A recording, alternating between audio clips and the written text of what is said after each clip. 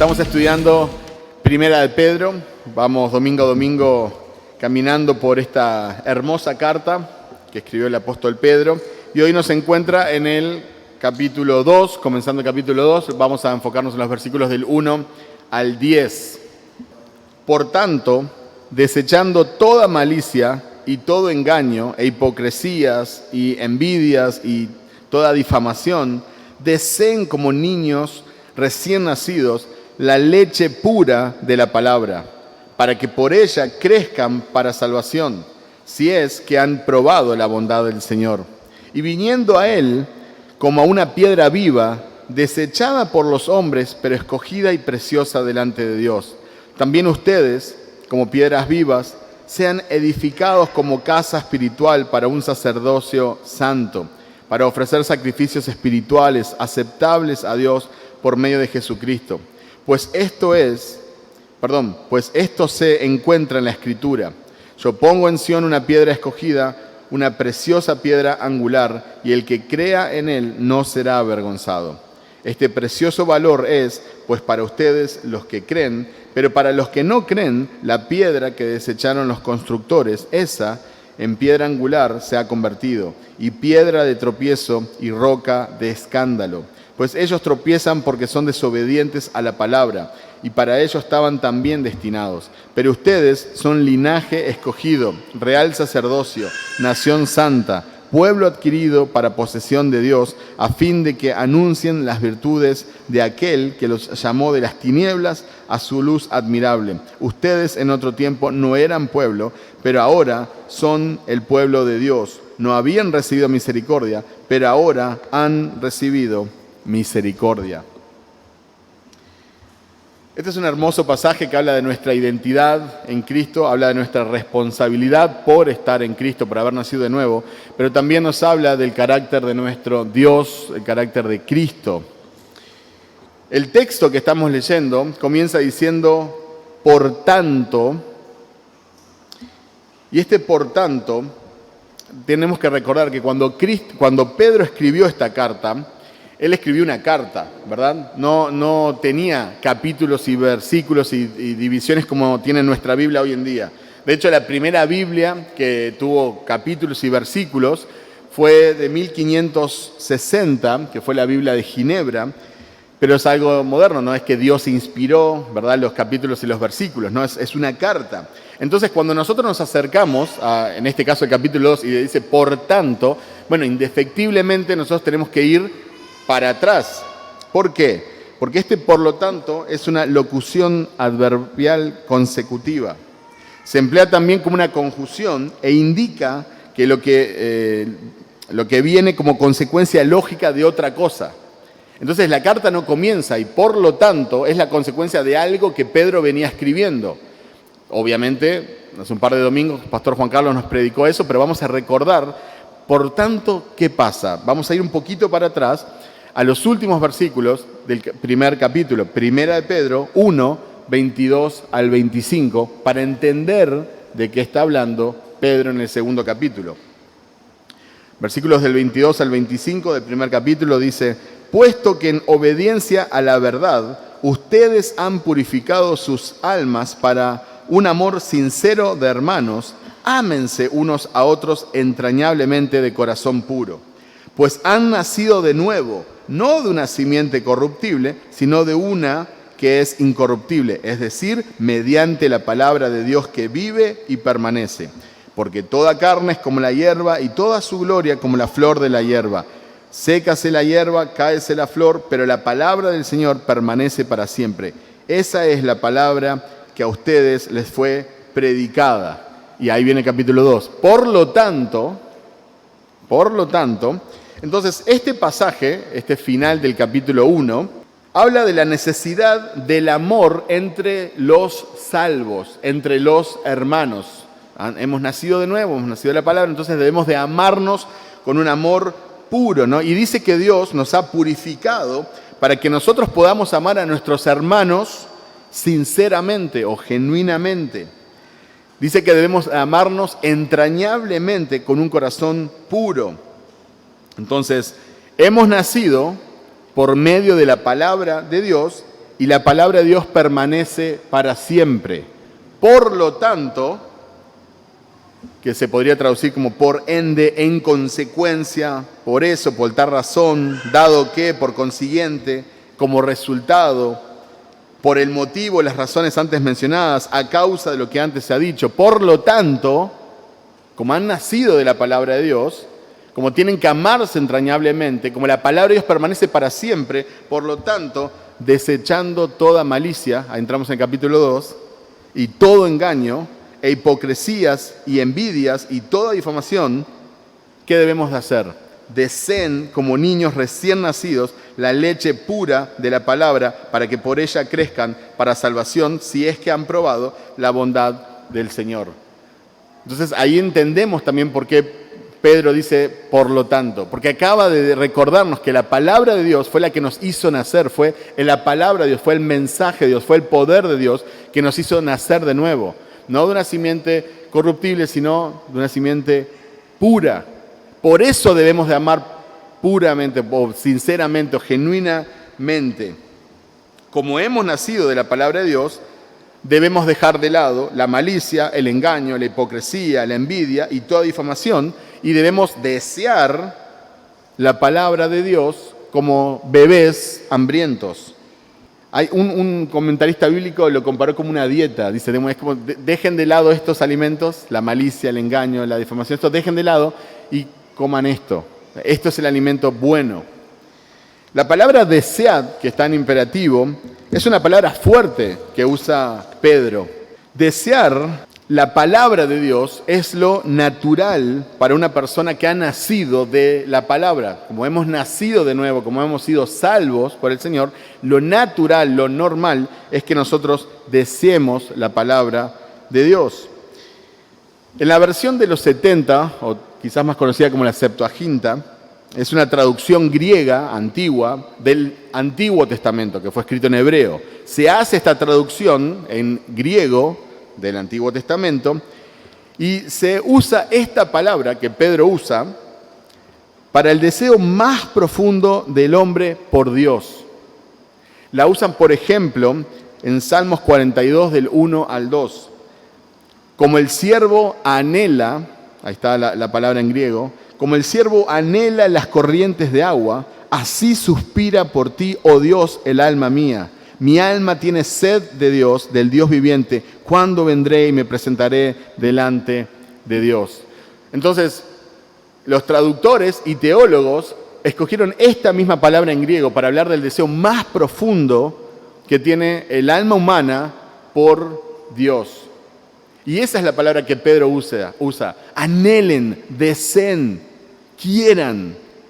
Algunas versiones dicen como un ciervo que está como jadeando de sed, un ciervo que está, diríamos coloquialmente, muriendo de sed y anhela agua porque ya no da más. Así deben de anhelar ustedes la palabra de Dios. Como un recién nacido anhela la leche materna. Entonces podemos preguntarnos en este punto, ¿anhela nuestra alma al Señor? ¿Nuestra alma tiene sed de Dios? ¿O estamos simplemente satisfechos con el mundo, la sociedad que nos rodea? Como un siervo sediento deberíamos de anhelar la palabra de Dios, que es la única que puede saciar nuestra alma. Y nosotros hemos comprobado que podemos probar diferentes cosas, pero no tienen el poder para saciar nuestra alma. Como un bebé recién nacido debemos de anhelar la palabra de Dios. Y todos nosotros podemos darnos cuenta fácilmente cuando un bebé tiene hambre. No voy a poner el ejemplo de mi bebé, tenemos varios bebés acá en la iglesia. Todos nos damos cuenta cuando un bebé tiene hambre. Lo podés sacar del pecho un segundito y grita como parece que se viene el fin del mundo. Bueno, esta es la figura que Pedro usa para nosotros como cristianos, para animarnos, para pedirnos que nosotros así debemos de anhelar la palabra de Dios. Ese mismo deseo debemos de tener por las Escrituras, porque también la palabra es nuestro alimento.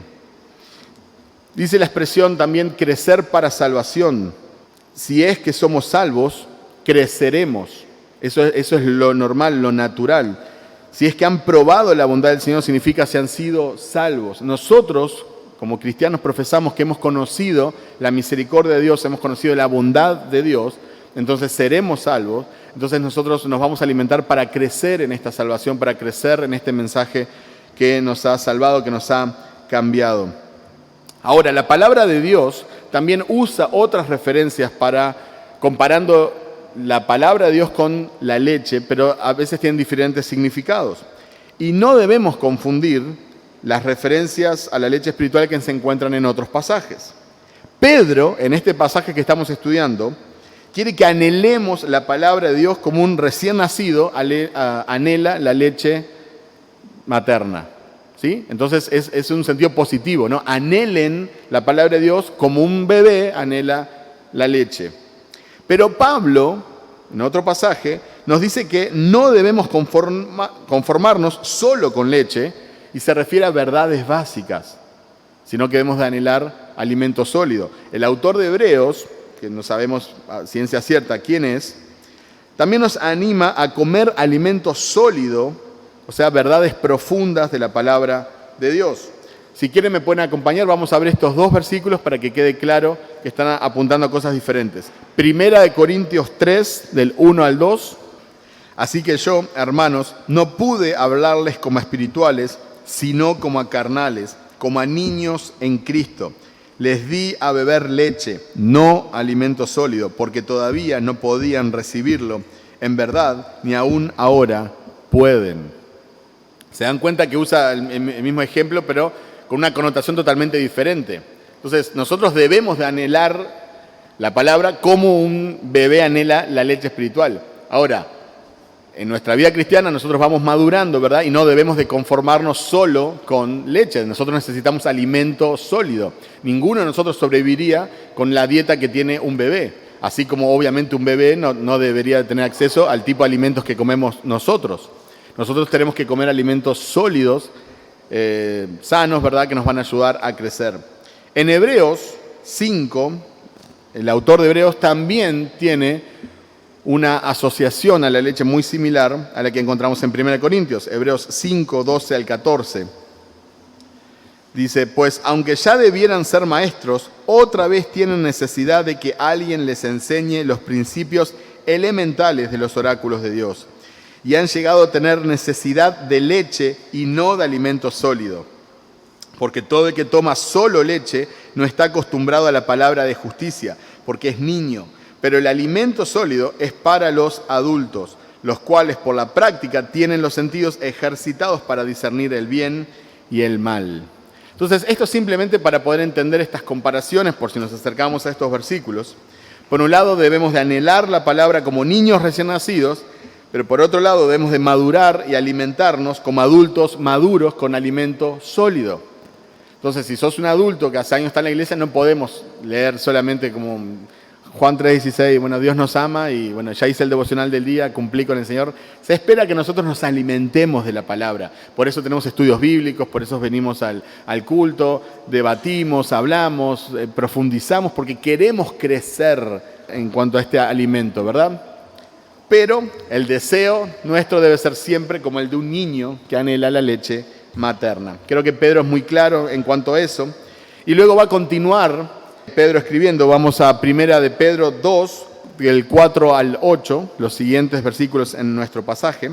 Dice, y viniendo a él como a una piedra viva, desechada por los hombres, pero escogida y preciosa delante de Dios. También ustedes, como piedras vivas, sean edificados como casa espiritual para un sacerdocio santo, para ofrecer sacrificios espirituales aceptables a Dios por medio de Jesucristo. Pues esto se encuentra en la Escritura. Yo pongo en Sión una piedra escogida, una preciosa piedra angular, y el que crea en él no será avergonzado. Este precioso valor es pues para ustedes los que creen, pero para los que no creen, la piedra que desecharon los constructores, esa en piedra angular se ha convertido. Y piedra de tropiezo y roca de escándalo, pues ellos tropiezan porque son desobedientes a la palabra, y para ello estaban también destinados. Pedro Baldo nació en Francia en 1140, murió en 1205, fue un comerciante muy adinerado. De De hecho, era el hombre más rico de la ciudad de Lyon, en Francia. Pero un día, Cristo lo salvó. Podría hablar mucho más de su conversión, pero en resumen, él fue encontrado por la misericordia de Dios, por la gracia de Dios, él encontró la salvación. Ya estoy tentado de seguir contándoles, pero bueno, un amigo muy preciado de él murió, él se encontró con la eternidad que pasa, ¿verdad? Y él, se entrega a Cristo. Él vendió todo lo que tenía para traducir la Biblia al idioma del pueblo, porque él quería que las personas conocieran la palabra que lo había hecho nacer. Quería que las personas tuvieran la palabra en el idioma del pueblo. El resto de sus riquezas se las dio a los pobres. Y también dejó bien cuidada a su esposa y a sus hijos. No es que las dejó, pero parte del dinero era para cuidar a su familia. Él es considerado uno de los pre-reformadores. ¿Y por qué estoy hablando de Pedro Baldo en este momento? Porque él se dedicó, y por eso fue excomulgado de la Iglesia Católica y por eso tuvo muchos problemas, él se dedicó a predicar el Evangelio por las calles cuando solo los sacerdotes debían de predicar la palabra. Y él formó una compañía que fue conocida como los Pobres de Lyon o los Pobres de Dios. Y él les compartía el Evangelio y cuando estas personas conocían a Cristo salían a las calles a compartir el Evangelio. Pero esto estaba prohibido por la Santa Inquisición. Entonces cuenta un inquisidor, cuando ve a este Pedro Baldo con algunos de sus seguidores que predicaban el Evangelio, lo describe viajando de un pueblo a otro y vendiendo mercaderías para lograr entrar así en las casas. Esos usaban estos, él era un gran comerciante, por eso llegó a tener mucho dinero, y él usaba esto como una excusa para poder predicar a las personas, sin que lo metan preso y lo terminen matando. Entonces él vendía cosas para poder llegar a las casas y predicar el Evangelio. Explica este inquisidor que ofrecían joyas, anillos, telas, velos y otros adornos. Y que cuando le preguntaban si tenían otras joyas, dice que Pedro Baldo y los pobres de León contestaban, sí tenemos joyas más preciosas que estas. Si prometen no denunciarnos, se las mostraremos. Y cuando la gente les prometía que no los iban a denunciar, entonces ellos continuaban, tenemos una piedra preciosa, tan brillante, que su luz permite ver a Dios y tan radiante que puede encender el amor de Dios en el corazón del que la posee. Y decía Pedro Baldo, estamos hablando en lenguaje figurado, pero lo que decimos es la pura verdad. Y me encanta a mí esa frase. Cuando nosotros estudiamos de la Reforma y estudiamos a los pre-reformadores, siempre me llamó la atención esa frase. Porque él sabía lo que era una piedra preciosa. Muchos de nosotros capaz que nunca tenemos una piedra preciosa, pero él sabía el valor que tenía. Para Pedro Baldo, las Escrituras eran una piedra preciosa, el Evangelio era una piedra preciosa, Jesucristo era una piedra preciosa, y estas eran las joyas que tenía Pedro Baldo para compartir con otros. Y él decía que tenía mucho más valor estas joyas que todas las otras que lo habían hecho rico y le habían dado toda su economía. Y las compartía con las demás personas. El apóstol Pedro, inspirado por el Espíritu Santo, usa este mismo lenguaje. Versículo 4 se nos dice que Cristo es la piedra viva. También se nos dice que Cristo es la piedra escogida, que Cristo es la piedra preciosa. En el versículo 6 se nos dice que Cristo es la piedra angular. En el 7 dice que es la piedra rechazada. En el 8 se nos dice que es la piedra de tropiezo. Y en el versículo 5 se nos dice a nosotros, su pueblo, que somos piedras vivas. Dice, acercándonos a Él, piedra viva. La imagen que Pedro aquí nos da es que Dios es un templo espiritual usando piedras vivas que somos nosotros los cristianos. Entonces, así como Israel tenía un templo donde las personas iban a adorar y donde se encontraban con Dios, así nosotros los cristianos también tenemos un templo que somos nosotros mismos.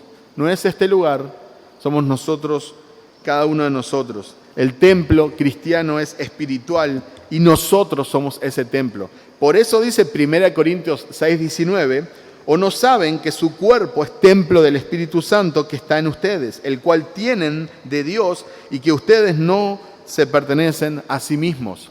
¿Qué le dice Pablo a los corintios? Ustedes no se pertenecen a ustedes mismos. Ustedes son propiedad de Dios y ustedes son el templo que Dios escogió para morar. El Espíritu de Dios Santo, creador de todo el universo, su Espíritu, el Espíritu de Cristo, no tiene morada en templos, en montañas, en la naturaleza. Tiene morada en los creyentes, en vos y en mí. Jesús fue llamado primero la piedra viva. Después nosotros fuimos llamados piedras vivas. Porque nosotros vivimos, porque estamos conectados a Él, que es nuestra fuente de vida. ¿Qué seríamos nosotros si no fuera por el Señor Jesús? Dice el texto, mas para Dios escogida y preciosa. Israel fue el pueblo escogido por Dios, pero ahora la iglesia es el pueblo escogido por Dios.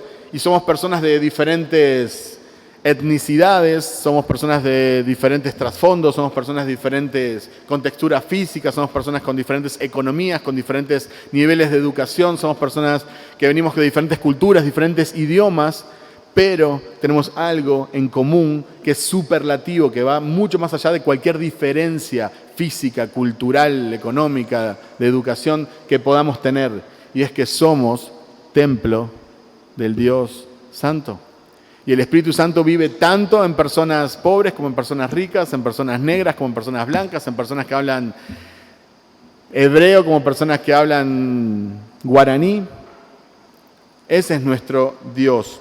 Israel tenía un sacerdocio, los cristianos ahora somos sacerdotes y somos sacerdotes santos. Israel tenía sacrificios, pero ahora los cristianos nosotros ofrecemos nuestra vida como un sacrificio vivo. Nosotros nos ponemos en el altar como una ofrenda a Dios cada día, o eso debemos de hacer. Pero también dice que fue rechazada por los hombres esta piedra. Para Dios es una piedra escogida y una piedra preciosa, pero para los hombres fue rechazada. En Juan 1:11 nos dice que a los suyos vino y los suyos no le recibieron. Vino a su pueblo, al pueblo que rescató. Imagínense Israel, leían la palabra y hablaban de Dios rescatándolos de Egipto, proveyendo comida en el desierto, guiándolos, cuidándolos de los enemigos. Estaban hablando del Señor Jesús, estaban hablando de Dios. Pero cuando Dios viene, se hace hombre, viene Cristo, el Mesías prometido, ¿qué hace la gente? Lo rechaza, crucifíquenlo, preferimos a Barrabás, y se burlaban de él. Entonces esta piedra que es escogida y preciosa para Dios, los hombres la rechazan. Ahora nosotros somos los sacerdotes de Dios. Como creyentes somos nuestro propio sacerdote delante de Dios. Los cristianos no necesitamos ningún mediador, excepto nuestro sumo sacerdote, que es Jesucristo mismo. Wayne Grudem dijo, ya no puede haber una élite sacerdotal que reclame tener acceso especial con Dios o privilegios especiales de alabanza o de relación con Dios. Ya no es posible. No necesitamos a una persona, a un mediador aparte de Jesucristo que nos acerque a Dios. Nosotros a veces, por el trasfondo religioso que tenemos en Latinoamérica, aun cuando estamos dentro de la iglesia evangélica, a veces parece que hay personas que están más cerca de Dios. Bueno, orá vos por mí como si Dios te fuera a escuchar más. No, si estás en Cristo, versículo 3, si habéis probado la bondad de Dios, si sos salvo, tenés al Espíritu Santo, sos sacerdote, tenés acceso a Dios, podés acercarte al trono de la gracia continuamente para hallar socorro, la misericordia que necesitas. No necesitamos de otra persona.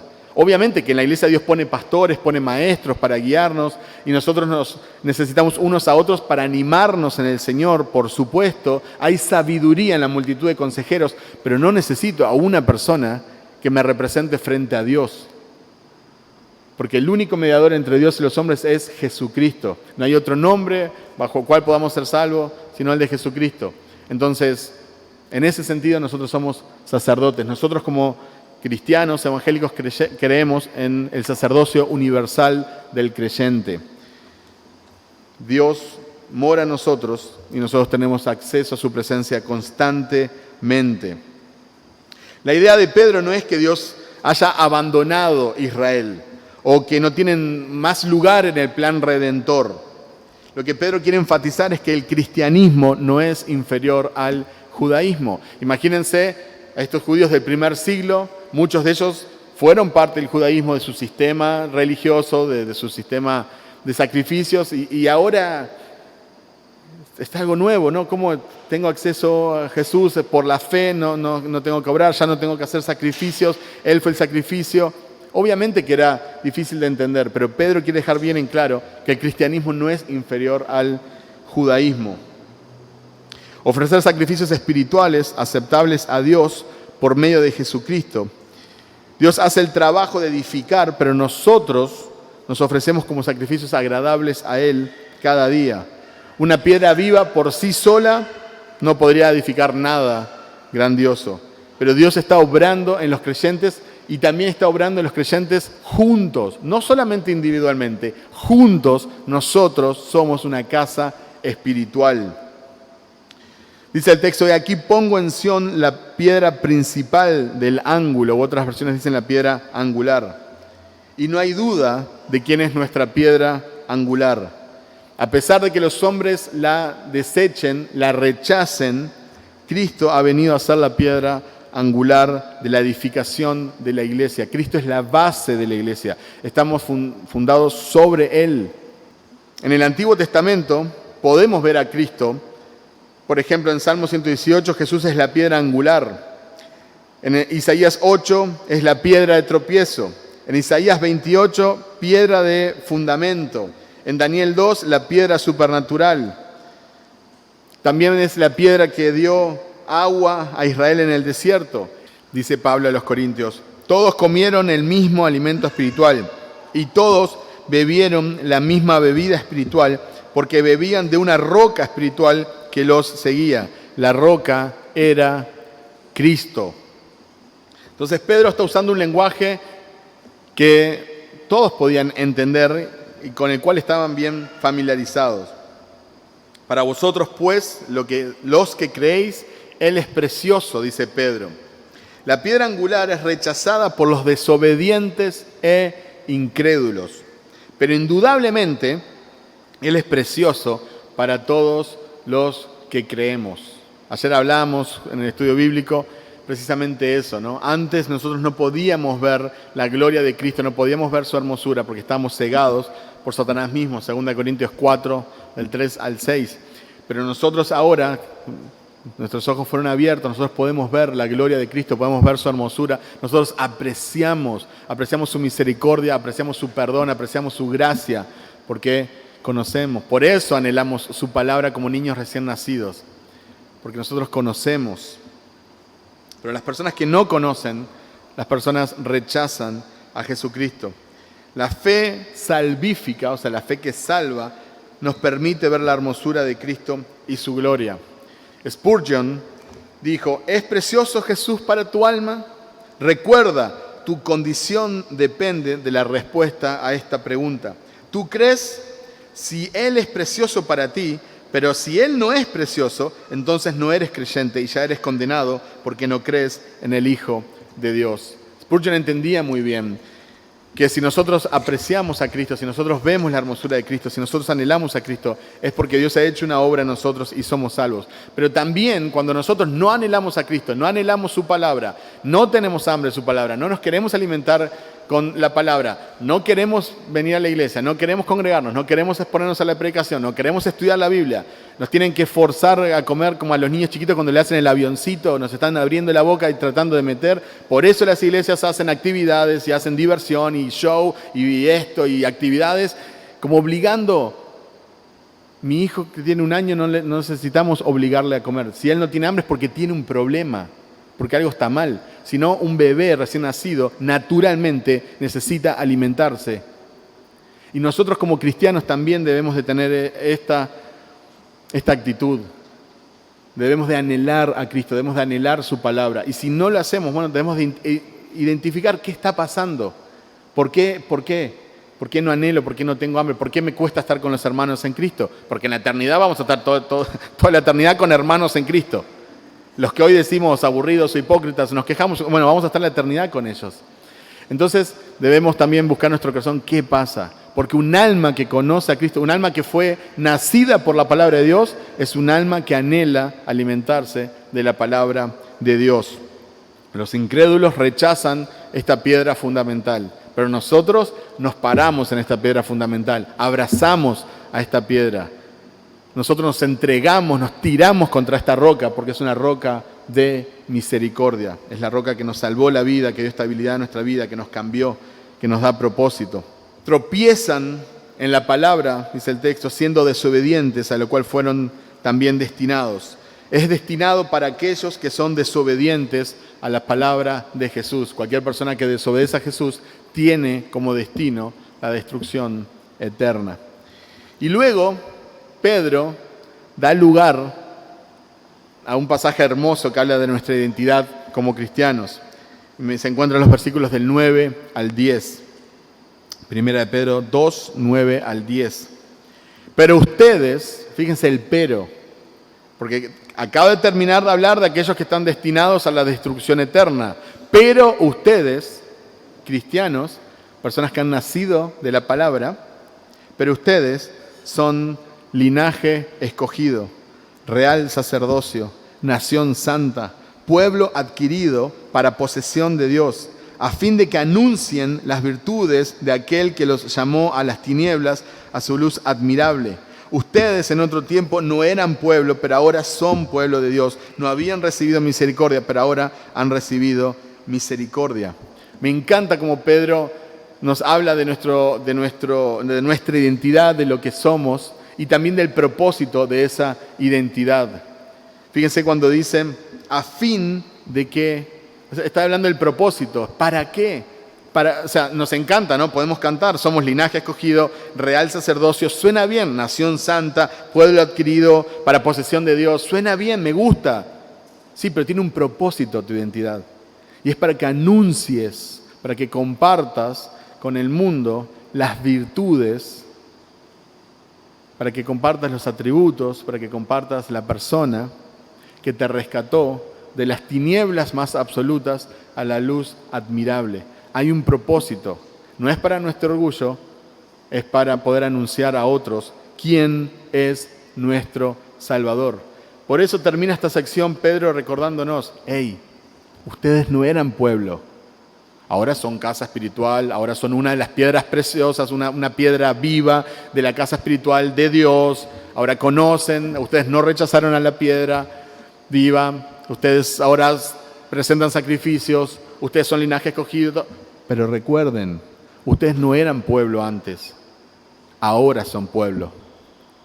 Para que nosotros nunca perdamos de vista esa misericordia que Dios ha tenido con nosotros.